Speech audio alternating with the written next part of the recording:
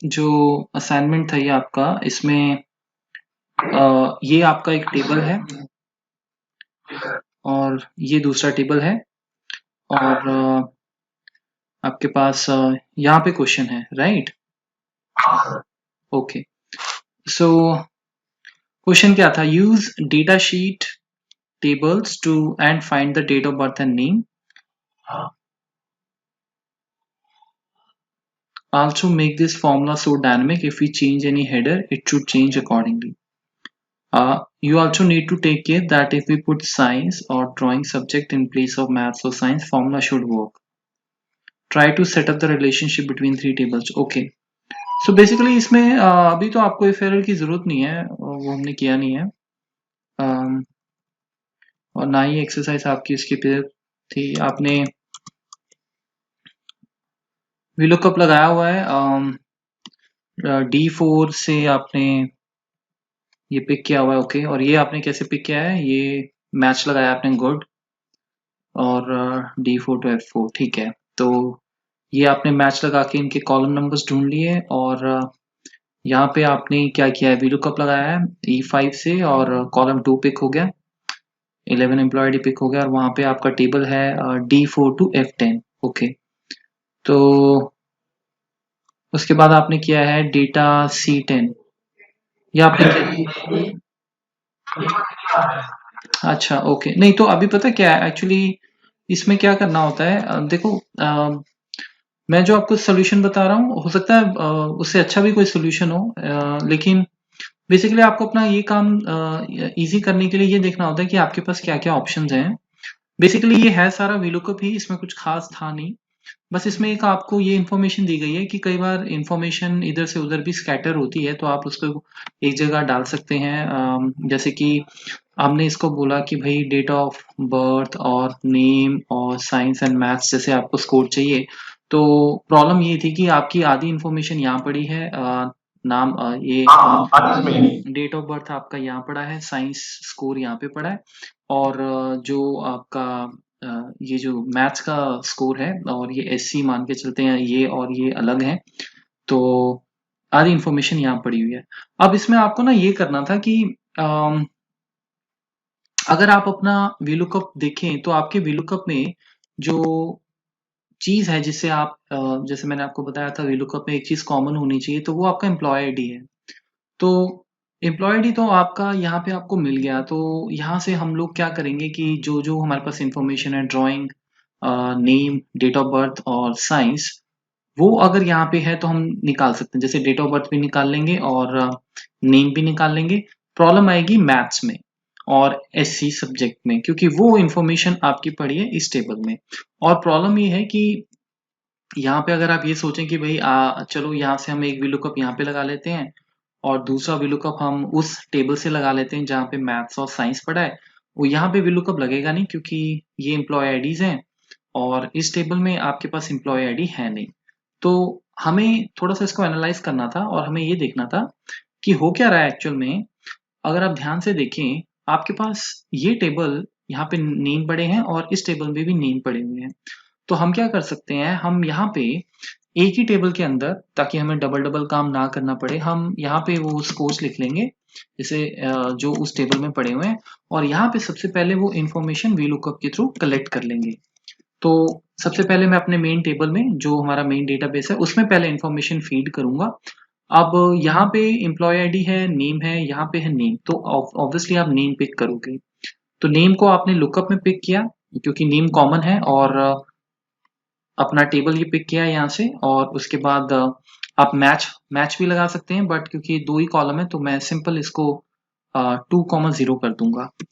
तो second column से आपको जो है साइंस का स्कोर मिल जाना चाहिए, अगर वो नाम वहां पे अवेलेबल है। अब यहाँ पे मैंने क्या किया हुआ है, अगर आप ध्यान से देखें, लुकअप ए उठ रहा है और इस टेबल में हम सेकंड कॉलम वी लुकअप लगा के साइंस का स्कोर पिक कर रहे हैं। अब प्रॉब्लम ये है, ये मैंने अभी आपसे कवर, आज मैं आपको बताऊंगा, अगर आपको पता हो तो ठीक है, अच्छी बात है, बट मैं थोड़ा सा इस पे नॉलेज आपको दे देता हूँ। कई बार क्या होता है कि जब जैसे आप वी लुकअप आपने लगाया, लास्ट सेशन में हमने ये डिस्कस किया था कि भाई सेल जो है हमारे, अगर प्रॉपरली सेल रेफरेंसिंग हमने यूज नहीं की है, डॉलर्स नहीं लगाए हैं तो हो सकता है कि टेबल का रेंज हिल जाए और उसकी वजह से लुकअप वो वी लुकअप ढूंढ ना पाए। लेकिन ये तो पहला ही सेल है और इसमें सेल रेफरेंसिंग का कोई चैलेंज नहीं है, क्योंकि ए उठ रहा है और टेबल भी उठ रहा है और दोनों चीजें बड़ी सही चल रही हैं। तो प्रॉब्लम क्या है? अब इसमें प्रॉब्लम ये हो सकती है, जब आप किसी, जैसे यहाँ पे टेक्स्ट को ढूंढ रहे हैं हम, टेक्स्ट ए हमारा टेक्स्ट है। कई बार क्या होता है हमारे इसमें ना आगे पीछे स्पेसेस होती हैं। जैसे अगर मैं अभी इस पे क्लिक करूं तो आप देखेंगे फॉर्मूले बार में एक स्पेस डला हुआ है और तभी कर्सर थोड़ा सा उसके आगे ब्लिंक कर रहा है। तो आपको क्या करना है, अब जैसे मैं इसमें से अगर ये स्पेस हटा दूं, मैं एंटर मारता हूँ। अब मैं जैसे ही एंटर मारता हूँ आप देखेंगे कि बेसिकली ए आपका जो है वो पिक हो गया और आंसर आपका आ गया। ठीक है, ये स्पेस आगे भी हो सकती है, पीछे भी हो सकती है। जैसे मैं अगर यहाँ पे एक स्पेस क्रिएट कर दूं, स्पेस जो है एक्सेल में वो एक कैरेक्टर काउंट करते हैं। अगर आपकी दो स्पेसिस हैं तो दो कैरेक्टर होंगे, तीन स्पेसिस हैं तो तीन होंगे। तो स्पेस आगे पीछे अगर कहीं भी होता है तो ये जो ए है जिसमें स्पेस नहीं है और ये जो ए है, ये दोनों एक्सेल के लिए डिफरेंट है। और इसका हम फटाफट से एक टेस्ट भी कर सकते हैं। आप इसको ऐसे कर सकते हैं कि क्या C5 मेरा इक्वल है इसके M8 के। आप एंटर मारें तो आप देखेंगे कि एक्सेल आपको बोलेगा फॉल्स। तो यहीं से बेसिकली आपको पता लग जाएगा कि कुछ ना कुछ तो गड़बड़ है। उसके बाद हम ये भी कर सकते हैं कि आप इसका लेंथ भी चेक कर सकते हो। लेंथ के लिए एक फंक्शन होता है len, सिंपल सा फंक्शन है। लेंथ len लगाएं और ब्रैकेट स्टार्ट करें और जिस एक ही पैरामीटर है इसमें, जो भी टेक्स्ट है उसको सिलेक्ट कर लें और ये आपको ये बता देगा कि इसमें टोटल नंबर ऑफ कैरेक्टर्स कितने हैं। अब जैसे मैं एंटर मारता हूं तो ये मुझे 2 दिखा रहा है, जबकि ये होना चाहिए 1। तो इसका मतलब ये हुआ। और दूसरी तरफ आप इसका भी लेंथ निकाल सकते हैं। जैसे ये लेंथ मैं इसकी निकाल के चेक कर लेता हूँ कि क्या है। मैं एंटर मारता हूँ तो ये तो सही आ रहा है 1, लेकिन ये प्रॉब्लम आ रहा है। तो इससे भी आपको पता लग सकता है कि स्पेस है। तो मैं क्या करूंगा, मैं इसका यहाँ से आप देखें, ये जो ये स्पेस आ रहा है आपका देख रहे हैं, ये बैक स्पेस करके हटा दें। ठीक है, और अगर अब इसमें प्रॉब्लम है तो ये भी हो सकता है कि दूसरे में भी प्रॉब्लम हो, तीसरे में भी प्रॉब्लम हो, चौथे में भी हो, और आपका कोई डेटाबेस बहुत बड़ा है तो प्रॉब्लम कहीं भी हो सकती है। तो स्पेस का इश्यू रिमूव करने के लिए हम लोग एक एक सेल में नहीं जाते हैं कि भाई बैक स्पेस करते रहो, क्योंकि इतना टाइम नहीं होता है हमारे पास। उसके लिए हम क्या करते हैं, मैं दोबारा से अंडू करता हूँ। ये मैंने स्पेस आ गया यहाँ पे। उसके लिए हमारे पास एक फंक्शन होता है ट्रिम। ट्रिम एक्सेल में यूज हम तब करते हैं जब भी हमें किसी भी सेल के आगे या पीछे का स्पेस रिमूव करना हो, ट्रेलिंग एंड लीडिंग स्पेस। तो बहुत इजी फंक्शन है। आप ट्रिम लगाएं, ब्रैकेट स्टार्ट करें।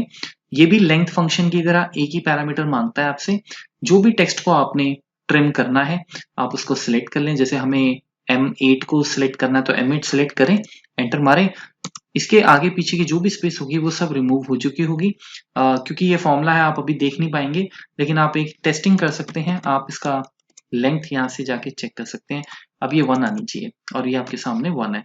बस इसको हमने नीचे ड्रैग कर देना है तो क्या होगा कि सारे के सारे आपके जो नेम्स हैं वो ट्रिम हो जाएंगे। अगर किसी में स्पेस नहीं है तो वो एज इट इज रिटर्न हो जाएगा, और अगर किसी में स्पेस है तो वो आपका ट्रिम होके, स्पेस वहां से रिमूव होके वो अपनी ओरिजिनल वैल्यू में आ जाएगा। अब जब मैंने ये एक बार ट्रिम कर दिया तो मैं क्या करूंगा, मान के ये चलते हैं कि बड़ा डेटाबेस है, मैं फॉर्मूला जब लगाऊंगा तो मैं फॉर्मूले में क्या करूंगा कि अपना फॉर्मूला जो है वो एल से स्टार्ट कर दूंगा।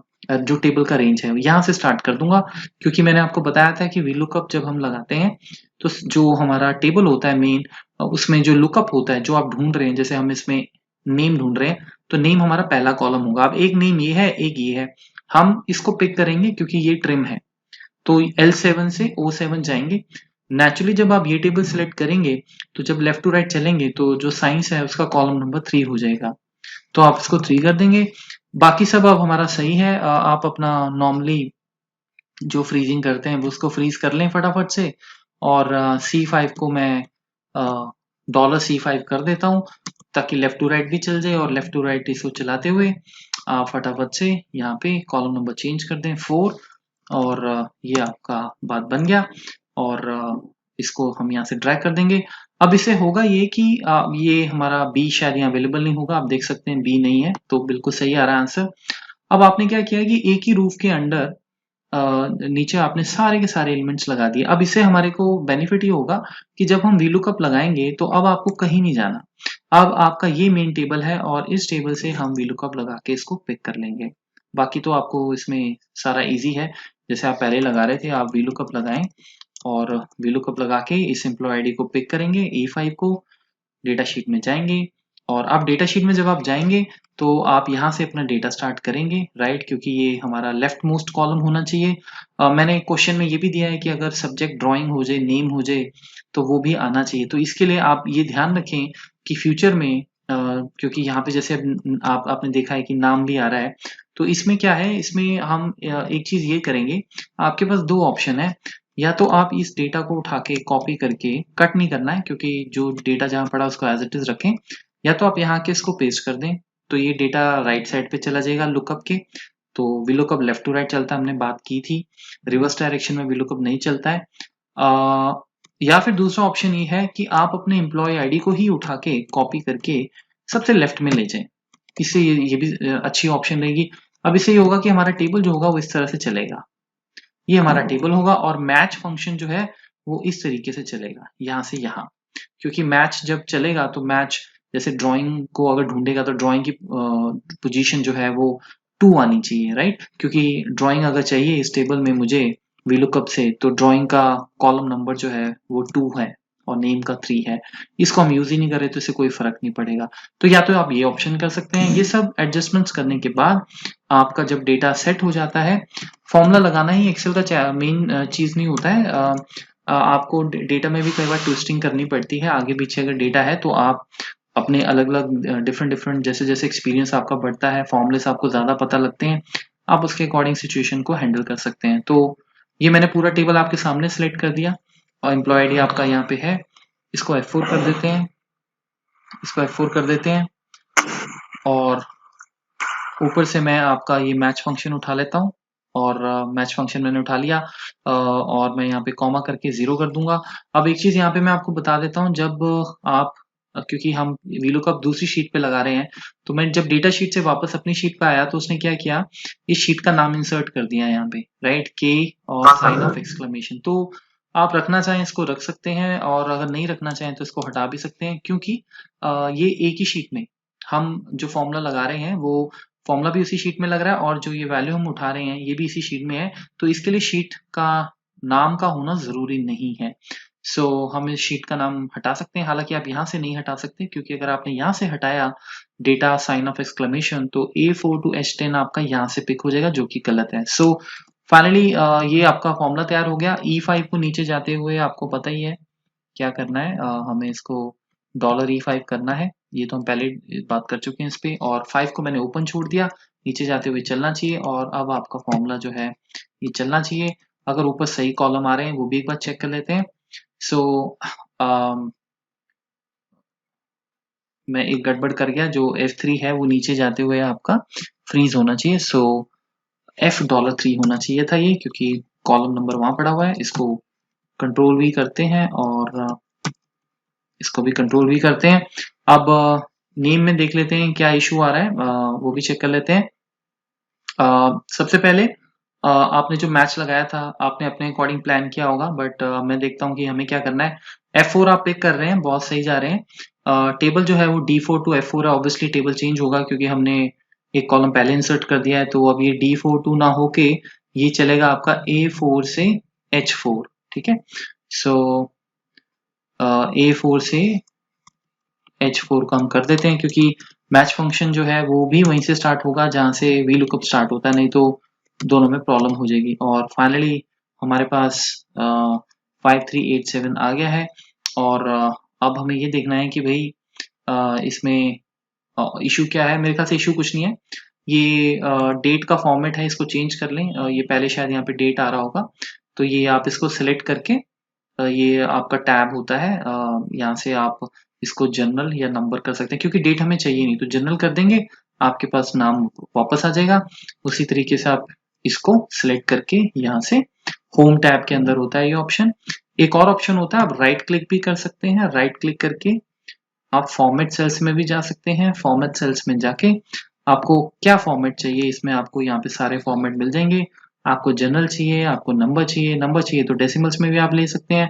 हमें डेसिमल्स में नहीं चाहिए तो हम यहाँ से इसको 0 कर सकते हैं, या फिर हम जनरल भी कर सकते हैं, एक ही बात है। करेंसी है, डेट है, टाइम है, परसेंटेज, बहुत अलग अलग सारे फॉर्मेट्स हैं। आप इसको ओके कर दें और फाइनली हमारे पास जो आपका क्वेश्चनर है वो सॉल्व हो गया। यहाँ पे साइंस एक बार लिख के चेक कर लेते हैं। मैं जैसे यहाँ पे साइंस लिखता हूँ और मैं जैसे यहाँ पे ड्राइंग लिखता हूँ, आप देखें कि आपका आंसर चेंज हो रहा है। क्लियर है ये?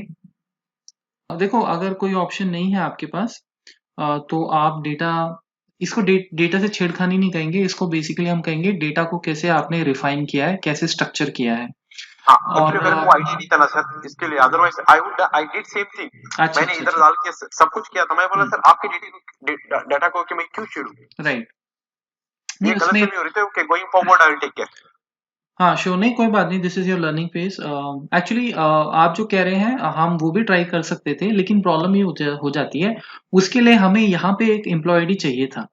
अब जब हाँ यहाँ पे, करेक्ट सर। हाँ इस पे एम्प्लॉय आईडी है ही नहीं, तो जो चीज है नहीं, हम उस इस टेबल को वहां पे यूज कर नहीं सकते। इसीलिए हमारा प्लान ये था कि या तो इस टेबल से यहाँ पे आप अपना ड्राइंग नेम और एम्प्लॉय आईडी यहाँ पे शिफ्ट कर लो, क्योंकि आप यहाँ से भी VLOOKUP लगा सकते हो, या फिर इस टेबल में VLOOKUP लगा के ये वाली इंफॉर्मेशन ले लो। तो इस तरीके से आप ये सिचुएशन को हैंडल कर सकते हो। ठीक है? ठीक है sir, no no problem sir. Okay, so अब जो हम नेक्स्ट चीज करने जा रहे हैं वो ये कि जो हमारा मैच फंक्शन हमने कवर किया था, उस मैच फंक्शन में एक चीज जो मैं अब आपको बताऊंगा वो ये कि अ, आप उसमें VLOOKUP के अंदर मैच कैसे लगाएंगे, क्योंकि advance Excel user, as an advance Excel user, मैं बहुत हेल्पर कॉलम्स की जरूरत जितनी हम कम कर सके उतना अच्छा रहेगा। कहने का मतलब कि मैच फंक्शन के लिए अलग से एक रो इंसर्ट करके हम जैसे उसमें फॉर्मूला लगाते हैं, वो ठीक है, लेकिन अगर हम मैनेज कर सकते हैं बिना किसी हेल्पर रो या कॉलम के, तो डेफिनेटली हम करेंगे। सो हम इसमें चलते हैं। मैं इसमें कुछ लिखता हूँ, जैसे item curd, milk, drink, sweets, biscuit, toy, salt. Let's say ये कुछ आइटम्स है हमारे, और इनका सेल है, और ईयर मैन्युफैक्चर है, और रेवेन्यू है। सो कुछ नंबर्स लिखते हैं हम। दिस इज योर इनकम, और यहाँ पे ईयर है 2001, 2003, 1998, 1998, 2004, 2003, 4, और रेवेन्यू में yes, yes, no, no, no, NA, yes. Okay, so ये आपका लेट्स से मेन एक डेटा है हमारा, और इसमें हमारे पास कुछ आइटम्स हैं, हम यहाँ पे फाइंड आउट करेंगे, जैसे टॉय, सॉल्ट, और इसको मैं इतना ही रखूंगा, छोटा ही रख लेते हैं, कोई प्रॉब्लम नहीं है। और यहाँ पे लेट्स से सेल है, और रेवेन्यू है, आगे पीछे हेडर्स हैं आपके, और यहाँ पे है आपका ईयर। सो अभी हमने करना क्या है, वही मैच फंक्शन लगाएंगे, VLOOKUP लगाएंगे, लेकिन अब हम क्या करेंगे, ये ध्यान से देखने वाली बात है कि हम दोनों फंक्शंस को एक साथ यूज करने जा रहे हैं। दोनों फंक्शंस को इसलिए एक साथ यूज करने जा रहे हैं क्योंकि जब हमारा लेवल जो एक्सेल का है वो एडवांस हो जाता है, तो हम लोग कोशिश यही करते हैं कि एक ही फॉर्मूले से सारी चीजें कर लें। सो अब स्टार्ट करते हैं। मैं VLOOKUP सबसे पहले स्टार्ट करूंगा। VLOOKUP फटाफट लगाते हैं। VLOOKUP लगाया, आपने अपना टॉय यहाँ पे लुकअप पे किया, और ये आपका टेबल हो गया। टेबल आपने सिलेक्ट कर लिया। अब उसके बाद क्या? अब उसके बाद बेसिकली है आपका कॉलम नंबर। अब कॉलम नंबर, आप भी जानते हैं कि कॉलम नंबर के लिए हमें हेडर चूज करना है। सो हम कॉलम जो है वो मैच फंक्शन से रिटर्न करेंगे। मैच फंक्शन में लगाऊंगा। मैच फंक्शन लगाया मैंने।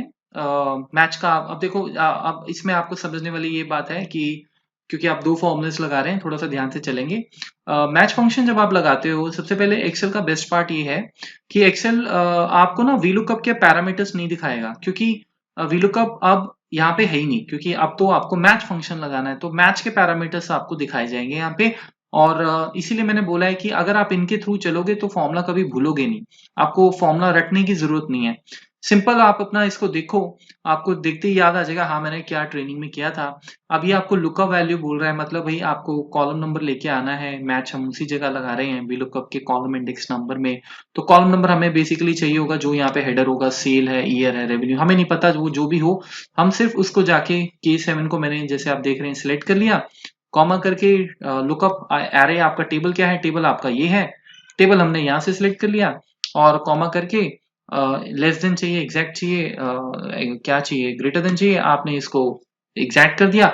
इसके बाद कोई पैरामीटर है नहीं, आप भी जानते हैं। फॉर्मूले को क्लोज करने का टाइम आ गया। अब फॉर्मूले को क्लोज करने के बाद क्या होता है, स्टूडेंट ये भूल जाते हैं कि भाई अब इसके आगे क्या था। तो अगर थोड़ा सा मेच्योरिटी दिखाएं तो नीचे जो है ऑटोमेटिकली एक्सेल क्या करेगा, आपको शिफ्ट कर देगा VLOOKUP में। क्यों? क्योंकि आपने ये फॉर्मूला क्लोज कर दिया। अगर ये क्लोज कर दिया मतलब इसका काम खत्म हो गया।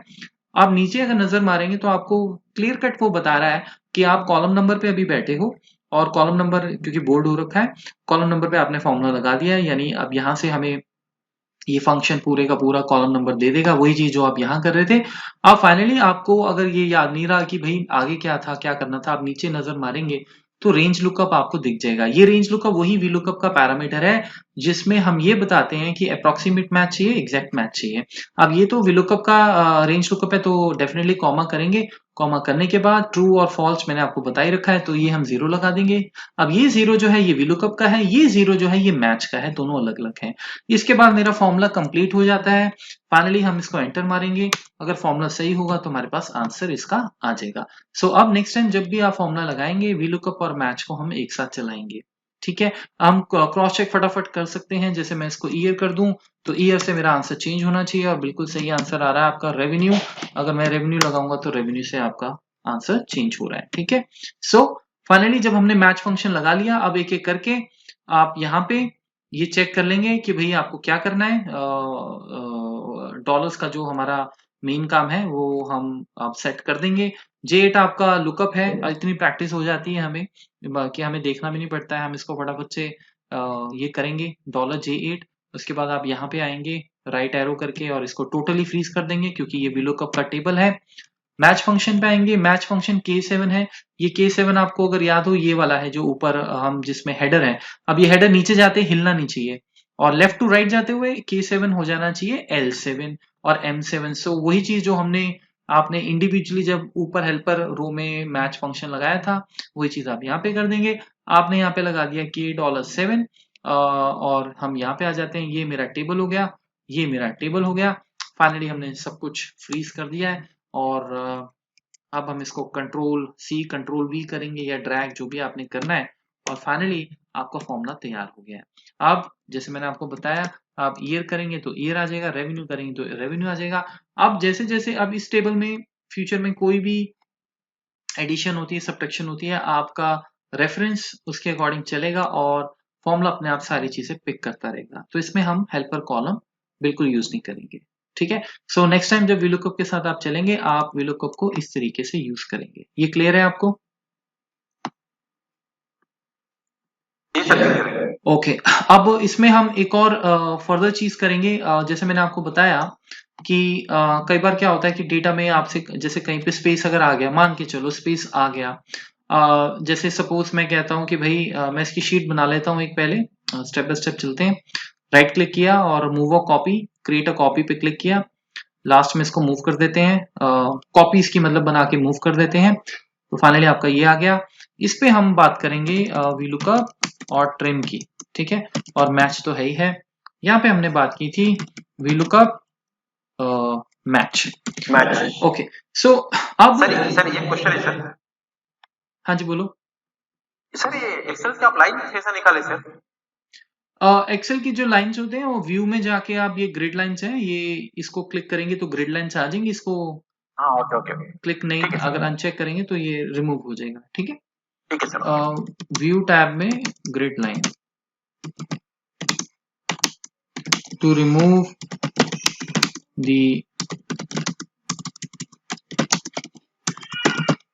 Excel lines. Okay, okay sir. So अब मैं क्या कर रहा हूँ, मैं कुछ यहाँ पे स्पेस क्रिएट करने जा रहा हूँ। जैसे मैं जैसे टॉय और सॉल्ट है फॉर एग्जांपल, तो मैं टॉय में एक स्पेस क्रिएट कर देता हूँ। यहाँ पे मैं स्पेस क्रिएट कर दी, एंटर मारा और आप देख सकते हैं कि भाई NA हो गया, क्योंकि अब VLOOKUP को ये टॉय यहाँ पे नहीं मिलेगा, राइट। अब जब आप ये फॉर्मूला लगाएंगे, सबसे पहले जब आप ये फॉर्मूला आपने लगाया होगा, आपने सब सही किया, आपने देखा कि फिर भी NA आ रहा है और आपने कंट्रोल F करके पूरा कॉलम कैसे सिलेक्ट किया जाता है, इसका शॉर्टकट की है control space bar to select the entire column. और अगर आप शिफ्ट और अगर आप शिफ्ट प्लस स्पेस बार करते हैं तो ये हो जाएगा to select the entire row. जैसे कि मैं यहाँ करता हूँ शिफ्ट और स्पेस बार। सो अब मैं जैसे यहाँ पे गया, मैंने कहा कि भाई कंट्रोल F किया, कंट्रोल F से मैंने कहा टॉय चेक करते हैं, तो टॉय आपको मिल गया। अब जब टॉय आपको मिल गया तो भाई फिर यहाँ भी टॉय है मेरे पास, तो प्रॉब्लम क्या है, तो प्रॉब्लम आप फटाफट चेक कर सकते हैं इक्वल्स टू करके ऐसे चेक कर लिया। जैसे फॉल्स आ गया तो फॉल्स आ गया, तो एक्सपीरियंस बता देगा आपको। वैसे इसको भी करने की आपको जरूरत नहीं पड़ेगी क्योंकि इतना काम एक्सेल पे कर चुके होते हैं हम ग्रेजुअली, तो आपको पता लग जाएगा कहीं ना कहीं स्पेस का इशू हो सकता है। अब मैं जैसे यहाँ पे क्लिक करके देख लेता हूँ, मुझे यहीं पे क्लिक करते पता लग गया कि स्पेस है। अब यहाँ पे क्या करना है आपने, अगर आपकी मेन डेटाबेस में प्रॉब्लम है तो अगेन दो ऑप्शन है आपके पास, या तो आप इस पूरे को ट्रिम कर दो एक एक करके। मैं यहाँ से इसको ट्रिम करता हूँ, ये ट्रिम किया मैंने और मैंने इसको ड्रैग कर दिया, और अब जब मैं फॉर्मूला लगाऊंगा तो फॉर्मूला मेरा यहाँ से स्टार्ट हो जाएगा। ये आप कर सकते हैं। दूसरी एक और चीज कर सकते हैं जो मैं आपको बताने जा रहा हूं, अगर मैं इसको पूरे को कॉपी करता हूं और यहाँ पे इसको ओवरराइट कर दूं, क्योंकि ये करेक्ट वैल्यूज हैं, ये ट्रिम की वैल्यूज हैं, तो मैंने क्या किया, इसको कंट्रोल C किया जैसे हम करते हैं और कंट्रोल V कर दिया। लेकिन अगर मैंने इसे कंट्रोल V किया तो क्या हुआ कि बेसिकली जैसे सेल रेफरेंसिंग चैप्टर में यही हमने सीखा था कि आपका रेफरेंस चेंज हो जाएगा। ठीक है, ये अब ट्रिम D5 हो रहा है, D5 को ट्रिम आप कर रहे हैं। नंबर कभी ट्रिम नहीं होते, नंबर में स्पेस नहीं आप डाल सकते। अगर आप कोशिश भी करो एक्सेल में कि स्पेस 22 लिखो और एंटर मारो, एक्सेल आपको अलाउ नहीं करेगा, ये स्पेस सिर्फ टेक्स्ट में आती है। सो बेसिकली यहाँ पे हमें क्या करना है, हमें यहाँ पे एक फॉर्मूला अनडू करता हूं मैं, कंट्रोल Z मेरा मतलब, मैं यहाँ पे इस फॉर्मूले को यहाँ से अगर कॉपी करता हूं और यहाँ पेस्ट करता हूं तो ये ट्रिम C5 जो है वो D5 में चेंज हो जाएगा, जो मुझे नहीं चाहिए। मुझे क्या चाहिए, मुझे एक्चुअली इस फॉर्मूले के रिजल्ट चाहिए। मुझे इस फॉर्मूले की ये जो वैल्यूज हैं जो ट्रिम होके आई है ये यहाँ पे पेस्ट करनी है। तो उसके लिए हम क्या करते हैं, उसके लिए मैंने जैसे हमने लास्ट टाइम भी डिस्कस किया था, एक आई थिंक किया था कि नहीं मुझे याद नहीं, बट एक पेस्ट वैल्यूज हमारा होता है, इसकी शॉर्टकट की होती है Alt+S। आप क्या करते हैं, जब भी आपको किसी फॉर्मूले को कहीं पे पेस्ट करना है एज अ वैल्यू, अब मैं इसको जैसे सिलेक्ट करता हूं कंट्रोल शिफ्ट डाउन एरो से, कंट्रोल C, यहाँ पे गया, Alt+ES करते ही ये विंडो एक आता है। इस विंडो में आपने क्या करना है कि आप इसमें सिर्फ और सिर्फ वैल्यू सिलेक्ट करेंगे। इसमें और भी बड़ी ऑप्शंस है, ये मैं बताऊंगा आपको जैसे जैसे आगे बढ़ेंगे। फिलहाल मुझे वैल्यू चाहिए और मैं इसको ओके कर दूंगा। आप जैसे इसको ओके करेंगे आप देखें कि यहाँ पे फॉर्मूला बार में कहीं भी फॉर्मूला आपको नहीं दिखेगा। इस फॉर्मूले का रिजल्ट यहाँ पे एज अ वैल्यू पेस्ट हो गया, तो ये भी एक ऑप्शन है। अब इसमें क्या होगा, इसमें फिर आप देख सकते हैं यहाँ पे जो आपने फंक्शन लगाया था इस टेबल से वो अपने आप सेट हो गया। ठीक है, तो पहला तो एक ये चीज है। अब ये भी हो सकता है कि मैं इसको जो है फिलहाल के लिए डिलीट नहीं करूंगा, प्रैक्टिस करनी हो अगर आपने। मैं अब ये भी हो सकता है कि आपके टेबल में प्रॉब्लम हो, जैसे हमने अभी देखा था, मैं टॉय के आगे स्पेस लगाता हूं तब भी आप फंस जाओगे। अब क्या, अब जैसे मैंने आपको बताया, अब जहां पे प्रॉब्लम है आप उसी एरिया को ट्रिम करोगे। अगर दोनों में प्रॉब्लम है तो दोनों में ट्रिम कर दोगे, कुछ आपका नुकसान तो है नहीं, ट्रिम कर दो, होगा तो ठीक है, नहीं होगा तो भी ठीक है, और 1 मिनट लगता है।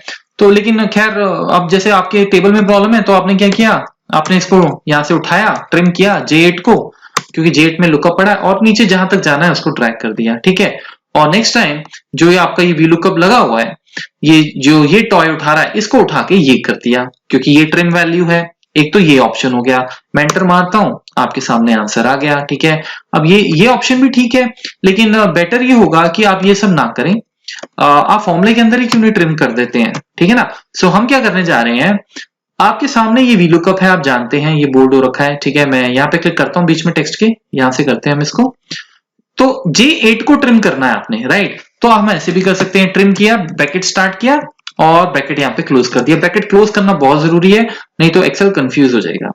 आपने क्या किया, आपने कहा कि J8 को ट्रिम कर दो। अब J8 में कुछ स्पेस होगा तो हो जाएगा ट्रिम, नहीं होगा तो भी नहीं होगा, ठीक है। सो बेसिकली हम अब फॉर्मूले के अंदर ही ट्रिम चला रहे हैं, तो अब ट्रिम भी आपका इसमें यूज हो गया। अब मैं एंटर मारूंगा, आप देखें कि आपका आंसर 336 आ गया, ठीक है। अब इसका एक और तरीका है, आप इस फॉर्मूले को ना स्टेप बाय स्टेप भी देख सकते हैं, क्योंकि ये लंबा फॉर्मूला है। खैर लंबा बेसिक बिगनर्स के लिए लंबा है, हमारे लिए तो लंबा फॉर्मूला बिल्कुल नहीं है। लेकिन अगर आपको लगता है कि किसी ने आपको एक्सेल फाइल भेजी, आप फॉर्मूले को समझना चाहते हैं, तो एक हमारे पास धीरे धीरे एक्सपीरियंस ही आपको वैसे तो बता देगा ये फॉर्मूला क्या है, लेकिन मान के चलते हैं कि थोड़ा आपको अभी इतना आइडिया नहीं मिल रहा है, तो हम क्या कर सकते हैं, हमारे पास एक ऑप्शन होता है, आप इस सेल को सिलेक्ट करें, ऊपर फॉर्मूले में जाएं, ये हम करते रहेंगे यूज, डोंट वरी, ये आती रहेंगी चीजें। फॉर्मूले में जाओ और यहाँ पे एक ऑप्शन होता है इवैल्यूएट फॉर्मूला, और भी ऑप्शन है ट्रेस, प्रेसिडेंट, डिपेंडेंट। बेसिकली ये चीजें मैं कभी यूज नहीं करता हूँ ये, क्योंकि हम लोग थोड़ा सा जब एडवांस लेवल पे पहुंच जाते हैं तो ये इन चीजों का इतना इंपॉर्टेंस नहीं होता है, बट फिर भी हम बात कर लेंगे। लेकिन अभी जो इंपॉर्टेंट चीज है वो है इवैल्यूएट फॉर्मूला। इवैल्यूएट फॉर्मूला करते ही जो सेल आपने सिलेक्ट किया होगा ना, उसका फॉर्मूला यहाँ पे आ जाएगा आपके पास, और ये आप देख सकते हैं पूरे का पूरा फॉर्मूला वही है जो आपने लिखा हुआ है। एक चीज इसमें आपको ध्यान देखने वाली होगी कि आपका J8 अगर आपको दिख रहा हो, अंडरलाइन हो रखा है, तो जो चीज अंडरलाइन हुई है, ये मैंने नहीं किया, ये एक्सेल नहीं किया है, ये अंडरलाइन का मतलब ये है कि जब मैं इवैल्यूएट पे क्लिक करूंगा तो फॉर्मूला एक बारी में इवैल्यूएट होकर रिजल्ट नहीं देगा, अदरवाइज इसका क्या फायदा। बेसिकली जो लाइन अंडरलाइन कर रखी है वो एग्जीक्यूट होगी, तो वो एग्जीक्यूट का मतलब इससे आपको ये पता लगता रहेगा, आप जितनी बार इवैल्यूएट पे क्लिक करते रहोगे कि क्या क्या एग्जीक्यूट हो रहा है। अब जैसे सपोज अब ये J8 है, तो J8 अंडरलाइन है, तो J8 में क्या पड़ा हुआ है आप क्लिक कर दें, चेक हो जाएगा। आप देख सकते हैं टॉय आ गया, और टॉय के बाद एक स्पेस भी आ रहा है, क्लियर कट हमें दिख रहा है। और अब आप देखें ये पूरे का पूरा फंक्शन अंडरलाइन हो गया। अब ये एग्जीक्यूट होगा, तो बेसिकली क्या होता है, जब आप कोई फंक्शन लिखते हैं और उसमें आपने 2 फंक्शन 3 फंक्शन एक साथ बनाए हुए हैं, जो अंदर वाले फंक्शन होते हैं पहले वो एग्जीक्यूट होते हैं, राइट। तो इसमें पहले ट्रिम एग्जीक्यूट होगा, तो ट्रिम, आप टॉय को देखें जरा कैसे ट्रिम करता है, चेक कर लेते हैं, ठीक है। आप देखें आपने स्पेस हट गया, क्लियर कट दिख रहा है आपको। अब यही टॉय वी लुकअप में जाके उसका लुकअप बन गया, और अच्छी बात यह है कि अब इसमें स्पेस नहीं है। अब मैच का काम शुरू हो गया, क्योंकि K7 अंडरलाइन है, पे फिर इवैल्यूएट पे क्लिक करेंगे, मैच ने उठा लिया सेल यहां से, तो यहां से मुझे ये भी पता लग गया कि सेल पिक हो रहा है, पूरे का पूरा फंक्शन अंडरलाइन हो गया। मतलब अब जब मैं जैसे इसको इवैल्यूएट करूंगा, मैच फंक्शन क्या सेल का पोजीशन है वहां से C4 से F4 चेक करके आपको रिटर्न कर देगा, और फाइनली आपको पता लग गया कि भाई टॉय को ढूंढो C4 से F11 टेबल में, जो कि ये वाला टेबल है, और सेकंड कॉलम पे जाओ, सेकंड कॉलम के बाद एग्जैक्ट मैच रिटर्न करो, और इस तरह से आपका आंसर आ जाएगा। सो ये ऑप्शन भी आप यूज कर सकते हैं, formula, evaluate formula. Going forward जब कुछ फंक्शंस में हम अगर कभी फंस जाते हैं, लंबे लंबे फंक्शंस जब हम लिखेंगे, तो इसका काफी अच्छा हमारे पास जो है यूज रहेगा, स्पेशली जब आप बहुत सारे इफ फंक्शंस आप एक साथ लिखोगे, तो इवैल्यूएट फॉर्मूला बड़ा यूजफुल होगा। उसमें हमें चेक लग जाएगा हमारा कि भाई किस इफ में प्रॉब्लम है। कई बार ऐसा होता है कि कंडीशंस कुछ ऐसी होती हैं, इफ फंक्शंस जो होते हैं हमारे, हम अभी कवर करेंगे, उसमें आपको 10-10, 15-15 कंडीशंस लगानी पड़ जाती हैं, तो उसमें कहीं फंस गए आप, तो उसको कैसे चेक किया जाए, तो वहां पे ये ऑप्शंस बड़ी यूजफुल होती हैं। सो फाइनली ट्रिम हमने लगा दिया, और अब मैं इस फॉर्मूले को नेचुरली ड्रैग करूंगा और आपके आंसर्स आना शुरू हो जाएंगे। अब एक और चीज इसमें आपने समझनी है, प्रॉब्लम यहाँ पे हो ये जरूरी नहीं है, प्रॉब्लम यहाँ भी हो सकती है। अब मैं सेल को मान के चलो स्पेस कर देता हूं, ठीक है। अब अगर आपने यहाँ पे स्पेस कर दिया, तो मैच फंक्शन ये जो सेल स्पेस उठाएगा वो उसको मेन टेबल में नहीं मिलेगा। तो फाइनली वो क्या करेगा, अगर आप इसको फटाफट से, जैसे एनए आ गया, किसी ने आपको कहा कि यार ये फॉर्मूला जरा चेक कर दे क्या प्रॉब्लम आ रही है ना, तो आप सबसे पहले तो F2 ही करोगे। पहले आप उस बंदे का ये देख लोगे कि इस बंदे ने रेफरेंस वगैरह ठीक उठाए हैं नहीं उठाए हैं, तो यहाँ से रेफरेंस पता लग जाएगा। इसको लेफ्ट में आप अलाइन कर सकते हैं, मैंने आपको बताया था। यहाँ पे F2 करता हूँ, F2 करते ही आप देखें ये टॉय उठ गया, और ये आपका मैच का टेबल उठा है, बिल्कुल सही उठा है। ये आपका वीलुकअप का टेबल है, और ऊपर आपका जो वैल्यू है मैच का वो लुकअप वो भी उठ रहा है। तो रेफरेंस में बंदे ने कोई एरर नहीं किया है। फिर अब मैं फॉर्मूले में जाके फटाफट चेक कर लेता हूं कि कहां प्रॉब्लम है। सो यहाँ पे हम सबसे पहले ये ट्रिम एग्जीक्यूट करेगा J8 में क्या पड़ा हुआ है, टॉय स्पेस, उसने उसको ट्रिम किया स्पेस, उसके बाद मैच चलेगा, मैच ने सेल उठाया। अब मैच पूरे का पूरा सेल को ढूंढ के आपको उसका कॉलम नंबर दे देगा, लेकिन यहाँ पे NA आ गया। यानी आपको ये पता लग गया कि इस पूरे फंक्शन में एक्चुअल में NA आ रहा है।